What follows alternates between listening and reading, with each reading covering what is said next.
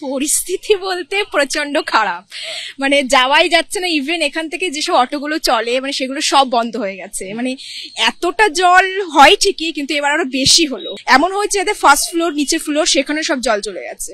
Local প্রশাসনের কোনো হেলদোলই নেই। মানে এটা যে একটা পাম্প লাগানো দরকার, বা রাস্তায় এর তলার যা অবস্থা, জল তো ঠিক আছে, রাস্তার যা ভাঙা অবস্থা, কেউ হাঁটতে পারছে না, পরে পা ভাঙবে, একেবারে এবড়ো খেবড়ো রাস্তা, তার উপর জল, কিছু দেখাই যাচ্ছে না। 8 নম্বর ওয়ার্ড মিশনপল্লী, কালকে থেকে প্রশাসন, কাউন্সিলর, পৌরসভার প্রতিনিধি কারোর কোনো দেখা নেই, কেউ ফোন ধরছে না, কেউ মুখ দেখাচ্ছে না। সবচেয়ে বড় কথা হচ্ছে সাপের মানে চিন্তাটা সবচেয়ে বেশি বাড়ির ভেতরে। আজকে আমি যখন এই বাজারে বেরোলাম, মানে পায়ে লাগলো, দেখলাম একটা এত বড় প্রায় দাঁড়ার সাপ চলে গেল। এবার একে তো বিদ্যুতের তারের সমস্যা হতে পারে, সাপের সমস্যা হতে পারে, বিভিন্ন রকম পোকামাকড় কীট পতঙ্গের সমস্যা হতে পারে, কারোর কোনো রকম কোনো হেলদোল নেই। বাড়ির সামনে ঢুকে গেছে, এখনো চলছে, জল চলবে।